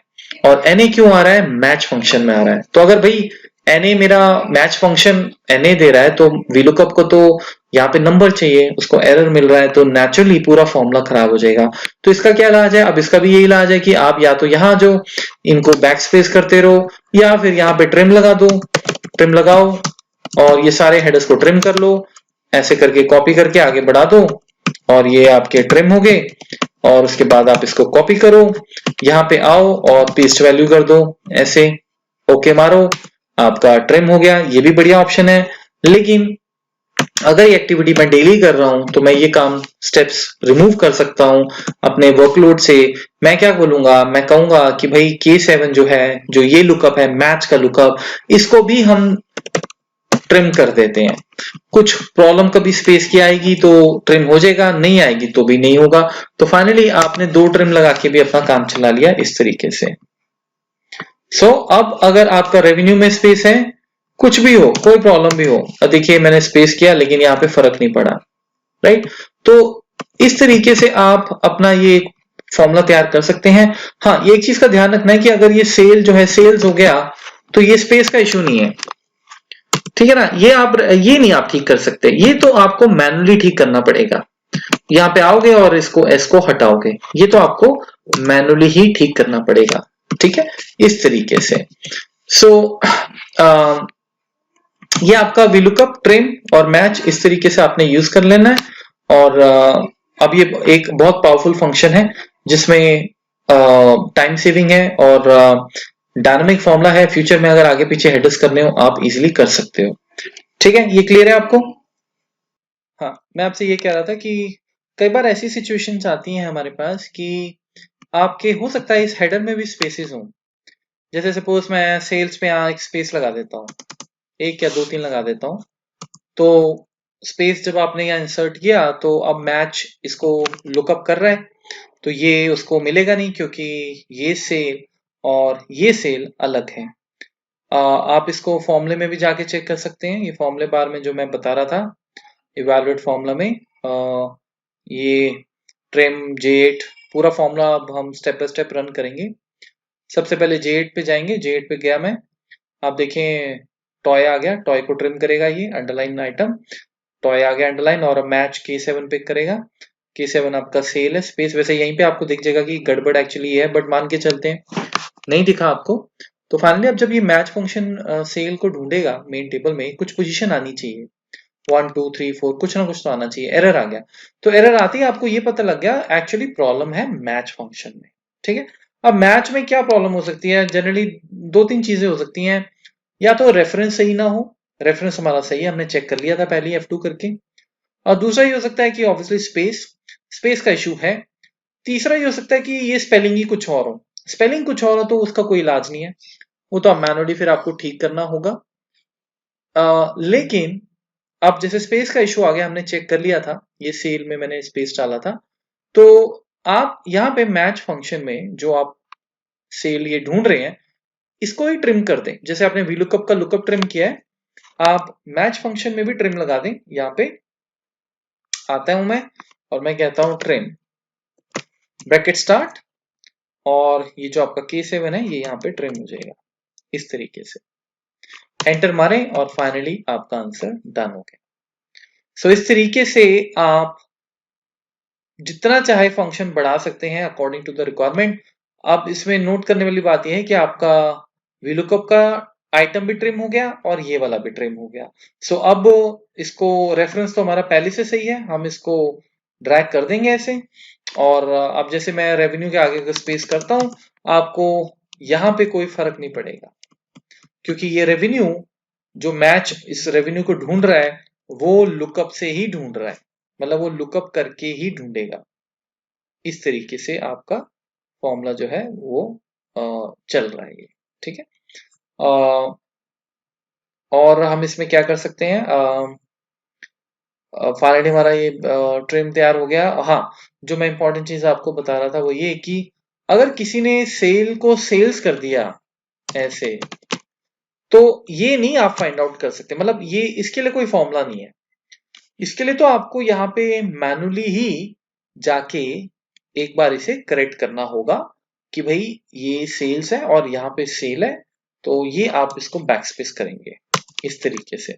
अब रेवेन्यू में भी अगर किसी ने रेव लिख दिया तो मैच को रेव और रेवेन्यू पता नहीं है ना सेम है कि नहीं, फंक्शन को तो सेम रेवेन्यू चाहिए स्पेलिंग वाइज। सो आपको या तो आप इसको रेवेन्यू कर लें या वहां पे रेव कर दें मेन टेबल में, कहीं भी, मतलब दोनों जगह सिमिलैरिटी होनी चाहिए। ठीक है, सो ये वीलुकअप आपका कंप्लीट कर लिया हमने। इसमें हमने ट्रिम और मैच आप किस तरह एक साथ लगा सकते हैं, ये क्लियर है आपको, इसमें कोई डाउट तो नहीं है? जी जी। ओके, अब इसके आगे बढ़ते हैं। इसके आगे हम लोग क्या करने जा रहे हैं, विलुकअप हमने कर लिया, हम दोबारा इस पे आएंगे ऑब्वियसली। ये चीजें चलती रहेंगी, जो जो हम करते जा रहे हैं वो आगे एक्सरसाइजेस में हम करते रहेंगे। अभी हम जो आगे जब बढ़ रहे हैं तो अब हमारे लिए एक जो इम्पोर्टेंट चीज है जो हम करने जा रहे हैं, that is called if functions, जिनकी मैं बात कर रहा था, लॉजिकल फंक्शंस। अभी तक आपने क्या किया था, आपने लुकअप फंक्शंस किए थे, लुकअप फैमिली के बारे में आपने बात की थी। अब हम बात करेंगे इफ फंक्शंस की। इफ फंक्शंस जो हैं, जैसे नाम से ही आपको थोड़ा आइडिया भी मिलेगा, इफ फंक्शंस बेसिकली होते हैं लॉजिकल फंक्शंस। लॉजिकल फंक्शंस मतलब जहां पे आपको कंडीशंस बेस्ड कुछ करना हो। जैसे मैं कहूं, अगर अगर इसकी ज्वाइनिंग 2006 से पहले की है तो इसका 20% अप्रेजल दे दो, और अगर इसकी ज्वाइनिंग 2014 के बाद की है तो इसको 5% अप्रेजल दे दो, और अगर इसकी ज्वाइनिंग 2019 की है तो नो अप्रेजल। अब ये एक ऐसी चीज है जो क्राइटेरिया बेस्ड है, इसमें आप वीलुकअप सोच भी नहीं सकते, क्योंकि मैंने आपको ये तो कहा नहीं कि इस एम्प्लॉय को ढूंढो और चेक करो कि इसका ज्वाइनिंग क्या है, डेट ऑफ ज्वाइनिंग। मैंने तो ये कहा कि एम्प्लॉय आईडी पड़ा हुआ है, डेट ऑफ ज्वाइनिंग पड़ी है, उसके बेस पे इसको नहीं हमने अप्रेजल देना है और फिर लिस्ट मैनेजमेंट से शेयर करनी है। तो कैसे करेंगे, आप इफ फंक्शंस लगाओगे कि भाई अगर ये है तो ये हो जाए, अगर ये नहीं है तो ये हो जाए, इस तरह से स्टेटमेंट्स पढ़ेंगी। इफ मेजरली हम 4 तरीके के इफ कवर करेंगे, 4 ही होते हैं। सिंगल इफ यानी वन कंडीशन के साथ इफ लगाएंगे आप, मतलब इफ लेट्स से कंडीशन क्या हो सकती है, मान के चलो मैं कहता हूं if employee ID is greater than 100, ठीक है, then print old else print new. ये करना है, ठीक है। एम्प्लॉय आईडी पड़ा हुआ कहीं टेबल पे, ऐसे आपके पास डेटा पड़ा हुआ ये इस तरह, ठीक है, और यहां पे आपको स्टेटस में प्रिंट करना है। और क्या प्रिंट करना है, यही प्रिंट करना है कि वो ओल्ड है या न्यू है, कंडीशन ही दे दी तो आप इफ लगा सकते हैं। अभी करते हैं इस पे बात। उसके बाद आपका जो है जो दूसरा है वो है इफ एंड। इफ एंड जो आपका है वो क्या करता है, वो है मल्टीपल कंडीशन का। मल्टीपल कंडीशंस, मल्टीपल कंडीशंस मतलब अब लाइफ में जब एक्सेल पे काम कर रहे हैं, इतना बड़ा डेटा होता है, जरूरी थोड़ी है कि एक ही कंडीशन हो, है ना।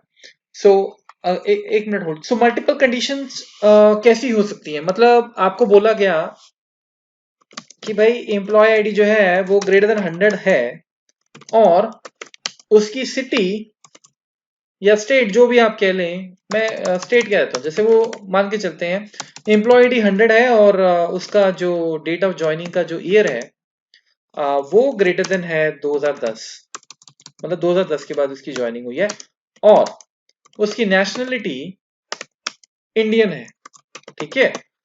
तो क्या किया जाए, तो भाई उसको हम चाहेंगे कि प्रिंट कर दे, क्या प्रिंट कर दे, न्यू ओल्ड मान के चलते हैं, या कुछ और प्रिंट करवा लो, जैसे कह लो कि एलिजिबल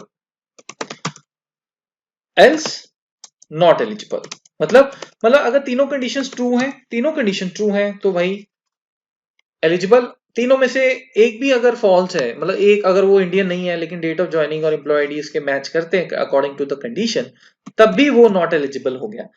जो इफ एंड होता है, इफ एंड किस तरीके से चलता है, उसमें आपकी all conditions are supposed to be true, ये मैंडेटरी है। अगर 3 में से कंडीशंस में एक कंडीशन भी फेल होगी, अगर 30 कंडीशन दी है 30 में से एक भी फेल होगी, वो हमेशा जो है आपका फॉल्स में चला जाएगा। ठीक है, उसके बाद हमारे पास एक और इफ आता है, दैट इज कॉल्ड इफ और। अब क्वेश्चन को घुमा देते हैं, मैं कहता हूं कि भाई अब इसमें भी मल्टीपल कंडीशंस चलती हैं। फर्क क्या है? फर्क ये है कि इसमें एक भी कंडीशन अगर ट्रू होगी तो वो ट्रू एरिया में चला जाएगा, फॉल्स में नहीं जाएगा। ठीक है, one condition can be true, so one condition true पे भी वो चलेगा आपका। ठीक है, इस तरीके से। सो अब जैसे मैं कहता हूं कि भाई एम्प्लॉय आईडी या तो 100 हो, ग्रेटर देन 100 हो, या उसका डेट ऑफ ज्वाइनिंग 2010 से ग्रेटर हो, या फिर नेशनलिटी इंडियन हो, प्रिंट कर दो एलिजिबल। मतलब तीनों में से एक भी कंडीशन अगर ट्रू है तो एलिजिबल है। ऑब्वियसली अगर एक ट्रू है तो एलिजिबल है, तो 2 में भी एलिजिबल होगा, 3 में भी एलिजिबल होगा, राइट। उसके बाद जो फाइनली आपकी जो एक्चुअल में चीज है, जो एडवांस एक्सेल में हम यूज करते हैं, उसको कहते हैं नेस्टेड इफ। ठीक है, ये हम करेंगे और इस पे ज्यादा फोकस करेंगे, बाकी चीजें तो आप 1 मिनट में सीख लोगे। नेस्टेड इफ जो होते हैं ये बेसिकली होते हैं if in if inside if, इसकी कोई लिमिट नहीं होती। 6 इफ लगाने हैं, 7 इफ लगाने, इफ के अंदर इफ लगाएं, वो उसमें बाद में बात करूंगा वो कैसी सिचुएशन होंगी। सबसे पहले हम फटाफट से समझते हैं कि है क्या ये। अगर आप देखें जो इफ जो आपका इफ फंक्शन है वो ऐसे चलता है, इफ लगाएं, ब्रैकेट स्टार्ट करें, 3 पैरामीटर हैं, लॉजिकल टेस्ट। अगर लॉजिक टेस्ट जो आप दे रहे हो, लॉजिक मतलब कंपैरिजन हो रहा है, अगर मैं बोलूं कि if this cell equals to this cell, if this cell not equals to this cell, if this cell value is greater than this cell value, if this cell value is less than this value, कोई भी किसी भी तरीके का logic logic होना चाहिए, मतलब comparison होना चाहिए। ठीक है, ये नहीं होना चाहिए कि आप यहाँ पे ये सिलेक्ट कर दो और आगे बढ़ जाओ कॉमा करके। A13 में 44 पड़ा हुआ है, क्या ये लॉजिक है? ये लॉजिक नहीं है ना। आप ऐसे ही लिख सकते हो कि क्या A13 100 से बड़ा है, ये लॉजिक है, क्योंकि क्वेश्चनिंग की जा रही है। इसका आंसर क्या आएगा, ट्रू या false.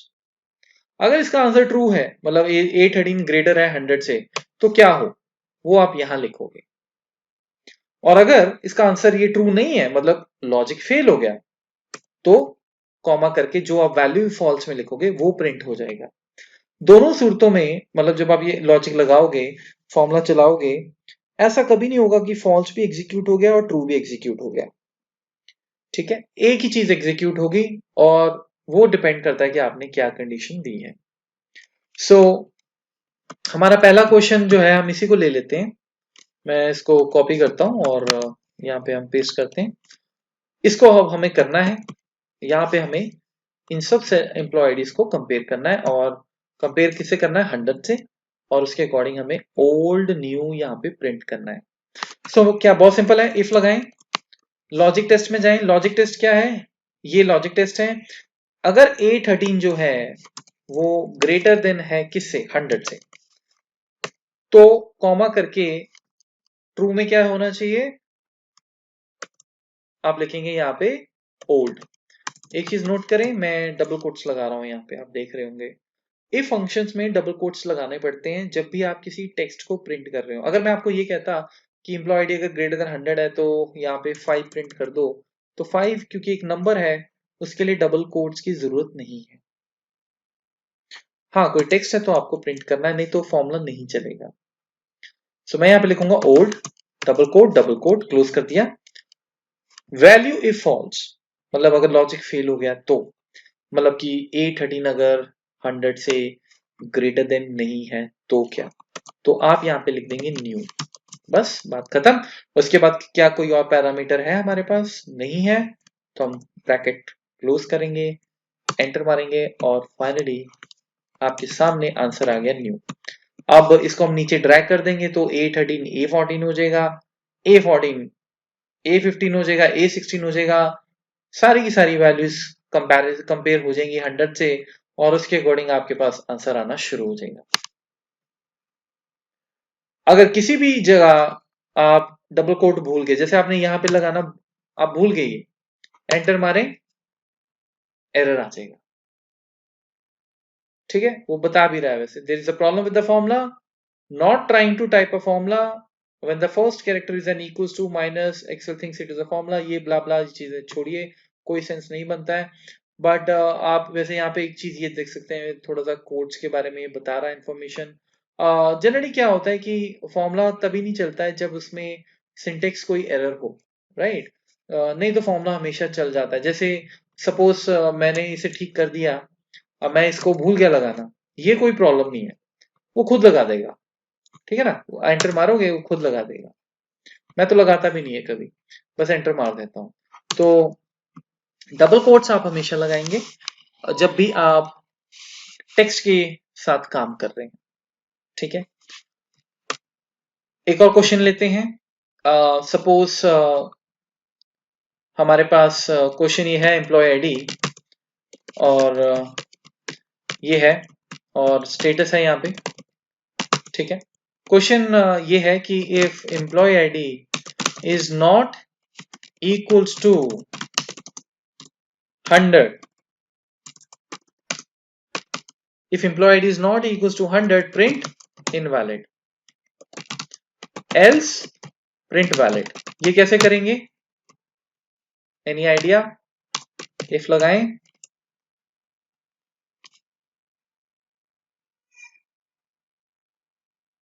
Sajid.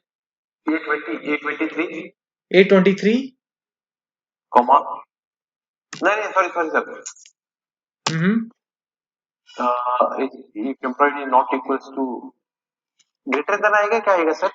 Okay, not equals to का साइन नोट कर लें, less than and greater then.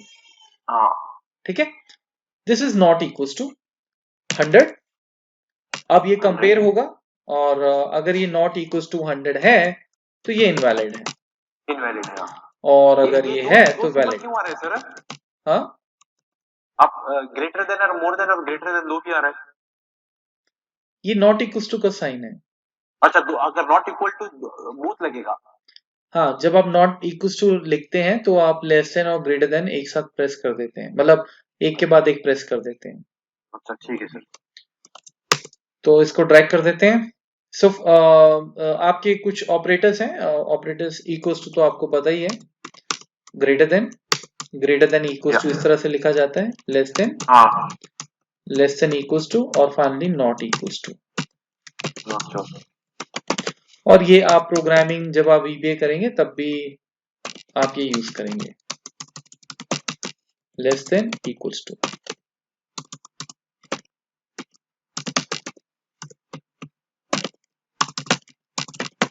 Less than, greater than equals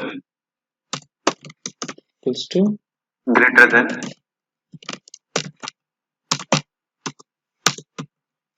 equals. Okay okay, आगे बढ़ते हैं, थोड़ा और इसको इंटरेस्टिंग करते हैं। अब लेट्स से मैं यहाँ पे कुछ नाम लिख रहा हूँ, अजय, परमार, विशाल, भारद्वाज, वेंकट,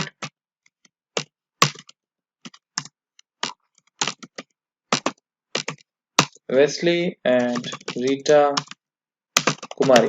क्वेश्चन ये है जो हमें करना है सॉल्व,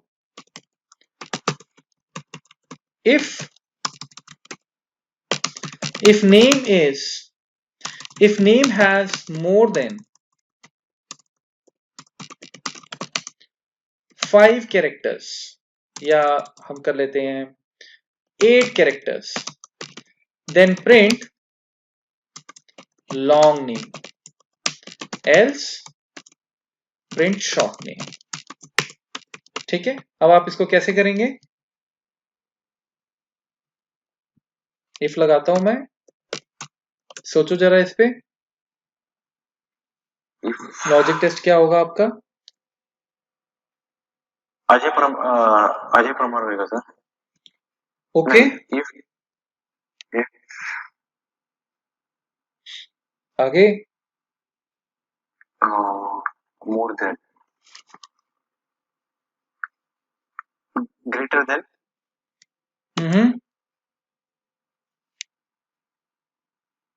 एक कैरेक्टर्स होएगा सर, क्या होएगा?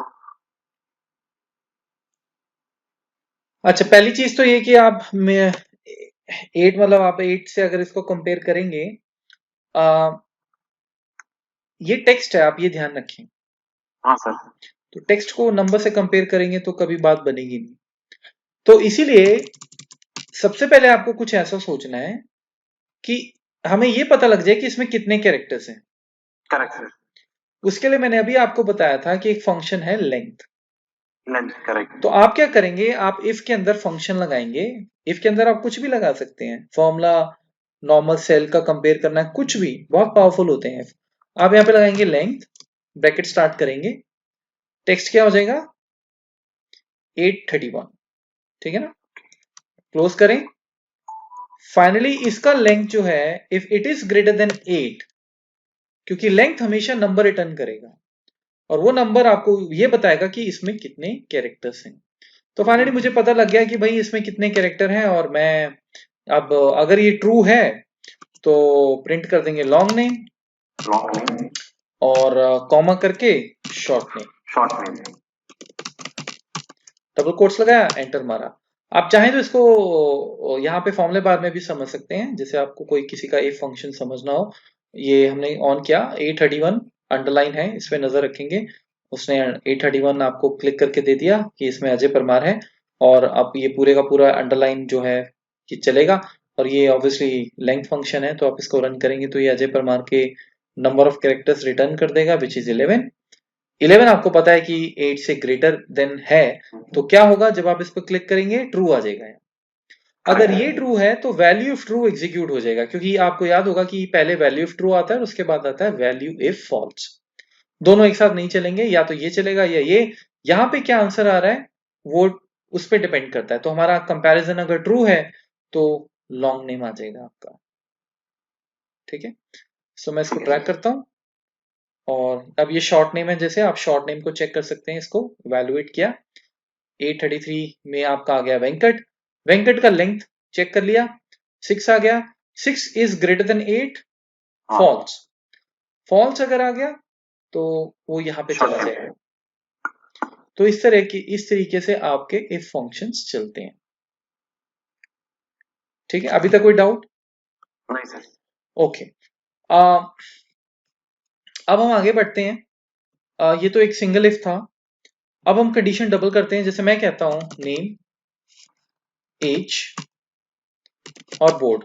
म्यूट कर लें आप, जैसे बोर्ड भी, बोर्ड नहीं, सिटी में सिटी कर देता हूँ, या कंट्री कर देते हैं, चलो कुछ भी कर सकते हो, हम समझना है हमने।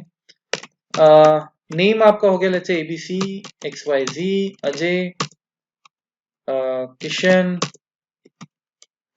Bhardwaj, Sajid. Let's say age डाल देते हैं 44, 23, 22। कंट्री हमने डाल दी India, India, let's say Dubai, Dubai. अब क्वेश्चन समझना है। क्वेश्चन ये है, एक कंडीशन हमारे पास आई, आपको डेटा दिया गया गूगल से ये उठा के, और आपको बोला गया कि if name has more than 4 characters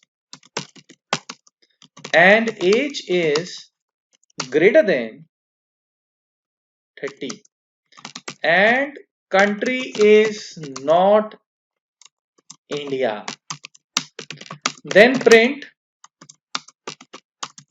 call, else do not call। ये है आपका क्वेश्चन। कट करके यहां पेस्ट करता हूं मैं। ये दोबारा समझ लेते हैं। नाम जो है उसका नंबर ऑफ कैरेक्टर्स होने चाहिए 4 से ज्यादा, एज 30 से ज्यादा, और कंट्री इंडिया नहीं होनी चाहिए। जहां भी ये तीनों कंडीशन ट्रू होती हैं वहां पे हम कॉल करेंगे, और अदरवाइज हम डू नॉट कॉल करेंगे। तो इस पे हम बात करते हैं। और मैं एक काम करता हूँ, एज को क्या करता हूँ, age greater than equal to कर लेते हैं, 30 भी इंक्लूड कर लेते हैं। अब यहाँ पे हमारा ऑब्वियसली फॉर्मूला चलेगा। अब इसमें हमें ये समझना है कि भाई कितनी कंडीशंस है। अब यहाँ पे 3 कंडीशन है, नेम है, एज है, कंट्री है। तो सिंगल इफ से तो बात बनेगी नहीं, क्योंकि क्यों नहीं बनेगी ये भी पता होना चाहिए, क्योंकि यहाँ तो एक ही लॉजिक टेस्ट है। आपको तो 3 लॉजिक देने हैं। यहाँ पे एक ही लॉजिक आ सकता है, या तो नेम आएगा, या एज आएगा, या कंट्री आएगा। डिसाइड कर लो क्या करना है। अब इसमें डिसाइड वाले कोई बात नहीं है, बिकॉज हमें तो करने ही 3 है। अच्छा, आप 3 करने हैं तो मल्टीपल कंडीशंस पे हमें, मैंने आपको बताया कि इफ एंड लगा सकते हैं, इफ और लगा सकते हैं। अब इफ एंड और इफ और में क्या चॉइस है। अब क्योंकि तीनों कंडीशन ट्रू चाहिए तो इफ और भूल जाओ, और की बात ही नहीं करते। अगर मेरा क्वेश्चन होता है कि इन तीनों में से कोई भी क्राइटेरिया बंदा पास करता है, मीट करता है, तो फटाफट से उसको कॉल करो, तो हम और लगाते। हम और पे भी देखेंगे कैसे है। अगर आप इफ एंड आ गया तो इफ और भी आ जाएगा। लिखना कैसे है इसको समझे। इफ एंड इस तरह से लिखा जाता है, ब्रैकेट स्टार्ट किया एंड,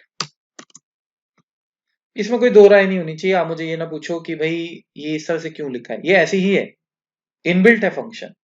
अब इसमें एक चीज नोट करने वाली है, जब आपने इफ लगाया फिर ब्रैकेट स्टार्ट करके एंड लगा के ब्रैकेट स्टार्ट किया, आपको लॉजिक 1 दिख रहा है, लॉजिक नहीं दिख रहा। जैसे इफ में दिखता है कि एक लॉजिक दिखता है, अगर आपको याद हो, ये आपका इफ है, इसमें कहीं लॉजिक टेस्ट 1 आ रहा है, नहीं आ रहा ना, क्योंकि एक ही लॉजिक है तो 1 की जरूरत ही नहीं है। लेकिन जब आप इफ एंड लगाते हैं, आपके पास लॉजिक 1 लॉजिक 2 आ जाता है। अब आप बोलो ये तो 2 ही लॉजिक है, हमारे पास तो 3 है, 10 भी हो सकते हैं, 50 भी हो सकते हैं। तो बेसिकली कॉमा के बाद ध्यान से आप नोट करें, अगर डॉट डॉट दिख रहा है, ये डॉट डॉट का मतलब ये है कि भाई लगाते जाओ। अब लगाना क्या है, मैं कॉमा प्रेस जैसे करूंगा, आपको पता है कॉमा प्रेस करने से मैं लॉजिक 2 में चला गया, बोल्ड हो गया, लॉजिक 3 अपने आप आ गया। मैं फिर कॉमा करता हूँ, लॉजिक 4 आ गया। तो मैं जितने कॉमा कर सकता हूँ मैं कर सकता हूँ, लॉजिक्स की कमी नहीं है हमारे पास। जितने लॉजिक लगाने हैं लगाओ। हमारे पास 3 लॉजिक है तो हम 3 पे ही बात करेंगे। तो शुरू हो जाते हैं हम। इफ एंड हमने डिसाइड कर लिया, इफ एंड लगाना है। इसमें समझना जरूरी है सर। हाँ, इस पे हम करेंगे अभी बहुत प्रैक्टिस है। आपको बहुत अच्छे क्वेश्चंस भी मैं भेजूंगा, टफ भी होंगे, बेसिक भी होंगे। वी लुकअप तो चलो आपने सिंपल सा किया है, इसमें लॉजिक्स में आपको अच्छी प्रैक्टिस हो जाएगी। सर तो स्टार्ट करते हैं। लॉजिक 1 देते हैं सबसे पहले। लॉजिक 1, अब देखो एक चीज समझने वाली है, चाहे पहले एज का लॉजिक लगाओ, चाहे कंट्री का लगाओ, चाहे नेम का लगाओ, फर्क कुछ नहीं पड़ता है, क्योंकि फाइनली तीनों लॉजिक ट्रू होंगे तभी हम ट्रू में जाएंगे, नहीं तो हम फॉल्स में चले जाएंगे। तो जैसे मर्जी घुमा लो आप, उससे कोई फर्क नहीं पड़ेगा। वैसे मैं जो करने वाला हूँ वो सबसे पहले नेम पिक करूंगा। तो नेम, अब आपको चाहिए नेम का, आप कैसे चेक करोगे नेम में, जो नेम है वो उसके कैरेक्टर्स जो है टोटल वो 4 से ज्यादा है या नहीं है। वही चीज है, लेंथ फंक्शन लगाओगे और इसको सिलेक्ट करोगे, ब्रैकेट क्लोज करेंगे। Length function is if it is greater then क्या, 4, ठीक है, 4 कर दिया। कई बार क्या होता है स्टूडेंट ना यहाँ पे ग्रेटर देन लगाना भूल जाता है और कॉमा करके लॉजिक 2 पे चला जाता है। ये लॉजिक नहीं है, ये तो आपने उसकी लेंथ कैलकुलेट कर ली और उसने 3 रिटर्न कर दिया। अब 3 कंपेयर करना जरूरी है, तभी तो लॉजिक बनेगा। तो फॉर्मूला एरर दे देगा या रॉन्ग वैल्यू दे देगा।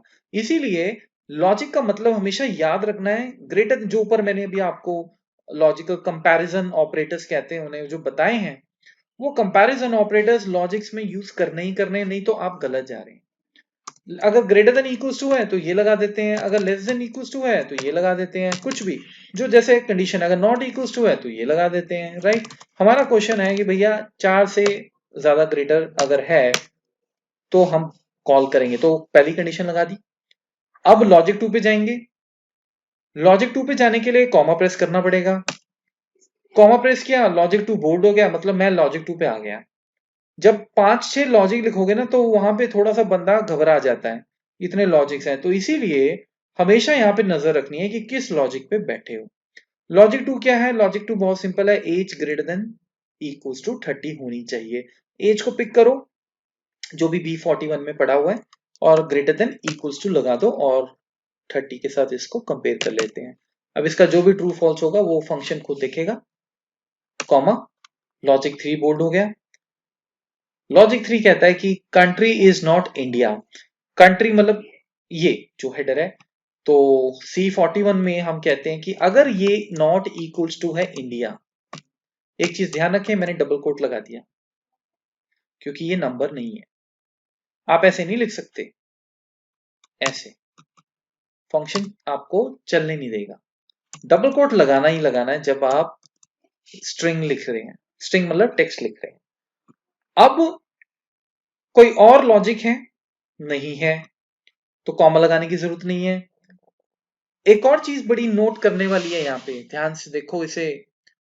आपके पास वो जो इफ में जब आप इफ लिखते हो तो लॉजिक के बाद दो पैरामीटर आते हैं, value of true and value false, वो नहीं दिख रहे हैं आपको। तो जो चीज दिख नहीं रही है उसको आप यूज कैसे कर सकते हैं? बिल्कुल नहीं कर सकते हैं। कई स्टूडेंट क्या करते हैं, उन्होंने इस तरह से स्टडी किया होता है, वो यहाँ पे जाके कॉमा में जाके यहाँ पे कॉल लिख देते हैं और फिर उसके बाद यहाँ पे जाके लिख देते हैं डू नॉट कॉल, और फिर क्या करते हैं, ब्रैकेट क्लोज करते हैं और एंटर मारते हैं, और ये फिर प्रॉब्लम हो जाती है। क्या प्रॉब्लम है? फॉर्मूला इज मिसिंग ओपन और क्लोज पेरेंथेसिस, मतलब क्लोजिंग प्रॉपर नहीं है, open parenthesis close parenthesis, in brackets को जो हम ये बना रहे हैं ये ओपन पेरेंथेसिस कहते हैं, और इसको क्लोज ब्रैकेट जनरली हम बोलते हैं, लेकिन ये इसको हम पेरेंथेसिस भी कहते हैं। अब हुआ क्या, सोचने वाली बात है, लॉजिक 4 में आप स्टेटमेंट प्रिंट कैसे करवा सकते हो? मैंने अभी बताया आपको, कंपैरिजन होने के लिए इस लॉजिक्स बने हैं। ये कोई कंपैरिजन तो हुआ ही नहीं, आपने तो बस कॉल लिख दिया। इसीलिए मैं इसको बैकस्पेस करूंगा। अगर आप नीचे की तरफ ध्यान रखोगे तो आपको फॉर्मूला ये कह रहा है कि लॉजिक खत्म होते ही जितने भी देने हैं देने के बाद क्लोज किया जाए इसे। ये अब मैं इसको क्लोज करने जा रहा हूं। मैं इसको जैसे ही क्लोज करूंगा फॉर्मूला बढ़ जाएगा आगे। अब आपको वो वैल्यू ट्रू और वैल्यू फॉल्स दिखाना शुरू कर देगा जो आपको चाहिए थे, यही चाहिए थे हमें। अब मुझे वैल्यू ट्रू पे जाना है तो मैं क्या करूंगा, कॉमा, तभी तो बोल्ड होगा। तो अब ट्रू में क्या करना है, अगर भाई ये सारी कंडीशन ट्रू है तो यहां जाके मेरे को क्या चाहिए, मेरे को चाहिए कॉल। अच्छा, और अगर इनमें से कोई क्राइटेरिया फेल हो गया, या तीनों फेल हो गए, या दो फेल हो गए, या एक फेल हो गया, मतलब ओवरऑल इसका रिजल्ट ट्रू, लॉजिक टेस्ट का रिजल्ट फॉल्स आया, तो क्या, कॉमा, वैल्यू फॉल्स बोल्ड हो गया। नजर रखेंगे तो पता लगता रहेगा मैं कहां घूम रहा हूं, नहीं तो घूम जाओगे। सॉरी, एंटर प्रेस हो गया मुझसे। Double quotes, not call, double quote फिर डाला। अब कुछ नहीं बचा। अब आप क्लोज करें या क्लोज ना भी करें, एंटर मारते हैं। एंटर मारते ही ये प्रॉम्प्ट आता है और मेरे को फोन आ जाता है स्टूडेंट का कि सर फॉर्मूला नहीं चल रहा। पढ़ो, we found a typo in your formula and try to correct it. वो कह रहा है कि भाई मैंने कुछ प्रॉब्लम देखी तेरे फॉर्मूले में और मैं इसको करेक्ट कर रहा हूं। Do you want to accept the correction? आप यस कर दो। करेक्शन क्या है? वो कह रहा है कि मैं आपका फॉर्मूला क्लोज कर रहा हूं, मैंने क्लोज नहीं किया था, तो ठीक है यस कर दो। अगर आप क्लोज कर देते तो प्रॉब्लम नहीं आता, ठीक है। अब यहां पे एक चीज समझने वाली है, बड़ी इंपॉर्टेंट। अभी मैंने एंटर मारा था कुछ देर पहले, आपने देखा कि कुछ एरर आ गया था, और ये वाला एरर, इसको एरर भी नहीं कहते वैसे, आप इसको इंफॉर्मेशन ही कह सकते हैं। आई स्टैंड फॉर इंफॉर्मेशन, ये इंफॉर्मेशन आ रही है यहां पे तो अलाउ कर दिया, लेकिन अगर मैंने बीच में से फॉर्मूला उड़ा दिया, यहां से ये ब्रैकेट उड़ा दिया ऐसे, अब तो आपने फॉर्मूले का स्ट्रक्चर ही चेंज कर दिया। एंटर मारो, अब नहीं बनेगी बात, इसको नहीं वो अलाउ करेगा। वो क्यों? क्योंकि अगर आपने लॉजिक, अपने तीसरा लॉजिक देने के बाद आपने कॉल स्टेटमेंट जो प्रिंट करवाना है वो लॉजिक में लिख दिया, तो ये एक्सेप्टेबल नहीं है। लॉजिक की जगह लॉजिक ही आएगा। ये तो मेजर गुफअप है, ये आपका क्लोजिंग नहीं हो रहा है फॉर्मूले का, तो इसके लिए एक्सेल हेल्प नहीं करेगा आपकी। तो कभी भी आप ऐसा एरर इफ में आएगा ना, एक होता है ये वाला एरर जिसमें क्लियर कट बताया जाता है कि आपके ओपनिंग और क्लोजिंग पेरेंथेसिस मिस हैं। एक होता है कि आप यहां पे मिस कर गए, जो क्लोजिंग वाला पार्ट है वो एक्सेल खुद कर देता है, लेकिन बीच में अगर आप कहीं पे गड़बड़ करके, जैसे हमने यहाँ पे एक ब्रैकेट लगाना था लॉजिक्स के बाद हमने नहीं लगाया, और लॉजिक 4 में हमने स्टेटमेंट डाल दी कि कॉल प्रिंट कर दो, तो ये प्रिंट करने की स्टेटमेंट नहीं है। प्रिंट तो आप value true value false parameter में ही कर सकते हैं, तो ये अलाउ नहीं होगा। एक्सेल इसके लिए आपकी हेल्प नहीं करेगा। तो मैं इसको क्लोज करता हूँ। तो सारे के सारे लॉजिक क्लोज करने के बाद यहाँ पे वैल्यू ट्रू आ गया, वैल्यू फॉल्स हो गया। अब मैं एंटर मारूंगा और अब हम इस पे इसको ड्रैग कर देंगे और फाइनली हमारा आंसर आ गया। अब हम इसमें क्या करेंगे, कोई बंदा उठा के एलिजिबल करके देखते हैं। जैसे भारद्वाज है, टोटल नंबर ऑफ कैरेक्टर्स 4 से ज्यादा हैं, एज को कर देते हैं 35, इंडिया नहीं है, आंसर आ गया कॉल। अगर मैं इसको चेंज कर दूं आई, कैसे चेक करेंगे समझने के लिए, मतलब इस पे मैं जैसे आ गया, आप देखें इसमें बड़ा इंटरेस्टिंग है। फॉर्मूले में जाएं, इवैल्यूएट फॉर्मूला में जाएं, लेंथ A41 की कैलकुलेट होने जा रही है, अंडरलाइन आइटम एबीसी आ गया। एबीसी A41 में पड़ा हुआ था, लेंथ इसकी क्या है 3, 3 ग्रेटर देन 4 है कि नहीं, फॉल्स। 3 ग्रेटर देन 4 कैसे हो सकता है, ध्यान से समझो। B41, B41 में क्या पड़ा हुआ है 44, 44 क्या 30 से ग्रेटर देन इक्वल्स टू है, बिल्कुल है। तो जब आप इसको इवैल्यूएट करोगे ये ट्रू हो जाएगा। C41 में क्या पड़ा हुआ है IND, क्या ये IND आपस में नॉट इक्वल्स टू है, ये तो इक्वल है, तो फॉर्मूला क्या रिजल्ट दे देगा फॉल्स। अब इफ एंड में अगर एक भी फॉल्स है, मैंने आपको बताया था, मतलब कंडीशन सेटिस्फाई नहीं हुई, तो पूरे का पूरा इफ एंड जब अब एग्जीक्यूट होगा आप देखें क्या होगा, उसने उसको फॉल्स कर दिया सारे लॉजिक को। अब ये फॉल्स हो गया तो आपको पता है कि डू नॉट कॉल पे ही जाएंगे, तो डू नॉट कॉल पे चलेगी। अगर यहाँ पे उठा के आप इसको समझने की कोशिश करो, यहाँ पे इवैल्यूएट फॉर्मूला में क्लिक करता हूँ। A45 की लेंथ क्या है, भारद्वाज, सॉरी A45 पे भारद्वाज पड़ा हुआ है, इसको कैलकुलेट करते हैं। इसकी लेंथ आ जाएगी 8, 8 is greater then 4 yes, true हो गया। सेकंड पैरामीटर पे जाएगा वो कंडीशन। B45 पे क्या पड़ा हुआ है 44, सॉरी 35, मैं भूल गया कि ये है 35, 30 से ग्रेटर है, बिल्कुल है, ये भी ट्रू हो गया। C45 में पड़ा हुआ है दुबई, दुबई देखते हैं आता है कि नहीं। क्या दुबई इंडिया के नॉट इक्वल्स टू है, बिल्कुल सही बात है, दुबई और इंडिया आपस में इक्वल नहीं है। इवैल्यूएट कर दिया, ये भी ट्रू हो गया। अब सारे के सारे ट्रू हो गए, तो आंसर क्या होना चाहिए ट्रू। तो अगर ट्रू है तो आपने ट्रू पे क्या लिखा हुआ है कॉल, ठीक है। आप अगर आप कंफ्यूज हो गया, आपने कहा वो कुछ मिस हो गया, सॉरी दोबारा देखना है, इसको क्लोज करने की जरूरत नहीं है, आप इसको रीस्टार्ट कर सकते हो, ऐसे रीस्टार्ट हो जाएगा आपका, ठीक है। फिर इवैल्यूएट वैल्यूएट करके ध्यान से देख सकते हो आप। तो ये आपको जब आप प्रैक्टिस करेंगे उसमें, इफ फंक्शंस जब आप प्रैक्टिस करेंगे उसमें काफी आपको हेल्प करेगा। सर मेरे को एक चीज पूछना है इसमें, हम्म आप वो इसमें लिखिए ना, if name has more than 4 characters and age is greater than 30, हम्म इसका मतलब and country is not India then print call else do not call.